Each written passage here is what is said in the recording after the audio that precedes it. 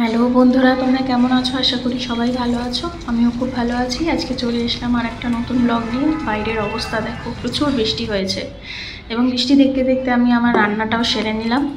আজকে বিশেষ কিছু করব না, একটু ডাল করে নিয়েছি এবং কালকে ইলিশ মাছের যে ঝোল করেছিলাম তার দুটো মাথা ছিল, তার দিয়ে এই কচুর শাকটা বানিয়ে নিয়েছি। খুবই সাদামাটাভাবেই বানিয়েছি, ভীষণ একদম মশলা আমি দিই না, বা ভীষণ মশলা আমরা খাইও না। সেই ইলিশ মাছের মাথা দিয়ে কচুর শাকটা বানিয়েছি। তোমরা দেখে বলো তোমাদের রান্নাটা কেমন লেগেছে। এবং সাইডে কালকে বাজার থেকে একটা ফুলকপি নিয়ে এসেছিলাম, দেখে খুব খেতে ইচ্ছে করছিল। তো যাই হোক, আজকে বানিয়েই ফেললাম। অ্যাকচুয়ালি আমাদের বাড়িতে সবাই ফুলকপিটা খুব ভালোবাসে, তার সাথে আলু থাকলে তো আর কথাই নেই। আলু ফুলকপি ভাজা দিয়ে আজকে আমাদের খাবারটা ভীষণই ভালো হবে।